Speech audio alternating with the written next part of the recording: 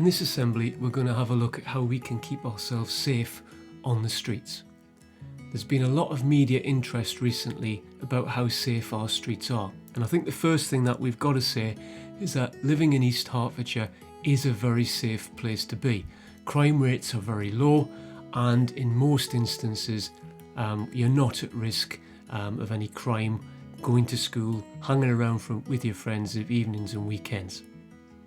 However, it's always good to be aware, and in this assembly we're going to have a look at some of the top tips from the Met Police, that's the Metropolitan Police from London, and how they think we can improve our safety when we're out.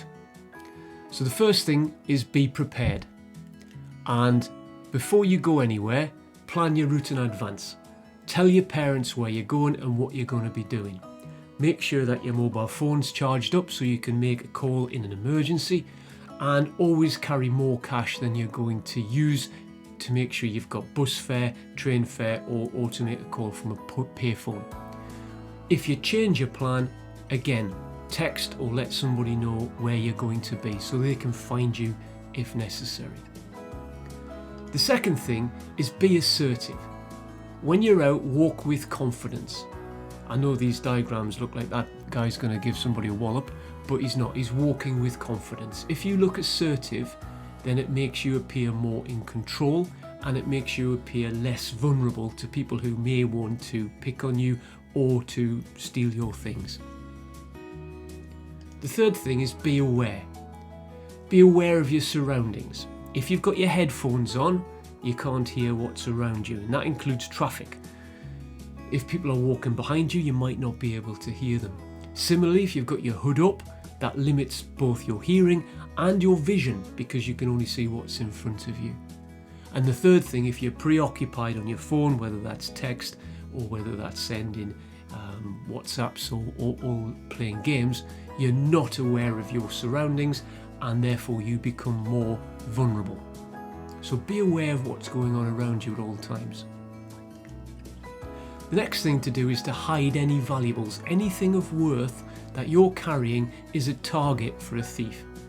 So if you've got expensive jewellery, or if you've got the latest £1,000 smartphone, or you've got other gadgets and devices, when you're out and about in the public, make sure that they are well hidden. If it's out of sight, it's out of mind to a thief. If it's on display, then you are allowing temptation, and you're allowing thieves to think, I could have that. The next one's a really good tip, which is walk against the flow of traffic.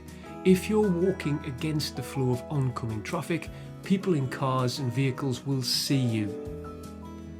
If they can see you, if you're attacked or somebody comes and steals your bag or your possessions, there will be witnesses. Okay? There's been a lot of thefts from people on wheelie scooters recently, just driving down, or electric bikes rather, driving down the road and snatching things out of people's hands. You will be able to see them coming if you're walking facing the oncoming traffic. The next one is very important. It's trust your instinct. Follow your intuition. If you think something looks wrong or it looks dodgy, then it probably is. Try and avoid it. And that could be walking through a dark alleyway which is not well lit, where people could be hiding. It could be walking through a park or a wood at night where you haven't got the same level of visibility. It could be an area which you're not familiar with, and you run the risk of getting lost. So if your gut feeling says this seems a bit odd to me, or it makes me feel a bit scared, then go with your gut. If you're walking, stick to busy places where there's people. Walk down streets where there's good street lighting, and where there's shops. Where there's shops, there's usually CCTV. Trust your instincts. It may take you a little bit longer to get home, but be safe. If you're going out with your friends, make a plan. And if you make your plan, stick to it. And if you do change your plan, let people know that you've changed your plan. Tell your parents where you're going, and have a think about what happens if we get separated, or what happens if we leave somebody accidentally. Sixth form students, many of you are now old enough to go into pubs and nightclubs once lockdown's ended. Have a plan as to where you're going to meet up at the end of the evening to go home, and what you're going to do if you move venues to make sure everybody's aware of it. Don't forget that sometimes when you're in buildings, connectivity in terms of text messages and instant messages is limited, so make sure you stick to your plan, agree on it, and look out for one another throughout the course of the time that you're out. The next one's about being vigilant, and that means always being aware and always being aware of your surroundings and any risks that might be presented. Take in where you're at, take in the people who are around you, take in the risks that may present in this area. Keep yourself aware, and if you're in doubt in any way, take yourself out safely. Don't take risks with your own personal safety or the personal safety of others. The next one's called safety in numbers, and when you travel, if you travel with your friends, you're more safe in a group than you are as an individual. Hang around with people you know, don't go off with people you don't know, and when you are travelling, stick to routes and forms of transport that are familiar to you, and try and travel with others. Try not to go to places, as we've mentioned before, that make you feel uncomfortable. Try and stick to busy places rather than taking shortcuts across places which are secluded or not particularly well lit or don't have many people present. Bit of advice now if you do get concerned. The first thing that we've mentioned already is go to a public place. In a public place you are visible and you're less likely to be attacked and you're less likely to have your possessions stolen if there are witnesses around and people around to see what's going on. If you do get into difficulty, go into a shop and tell a member of staff. In the last week or so, Tesco, Marks and Spencer's, Asda and pretty much all the main supermarkets have put out statements to say if you feel unsafe, come into one of our shops, tell one of our colleagues and we will try and help you. Okay, so there are plenty of supermarkets in our local environment. Head for one of those and inform someone.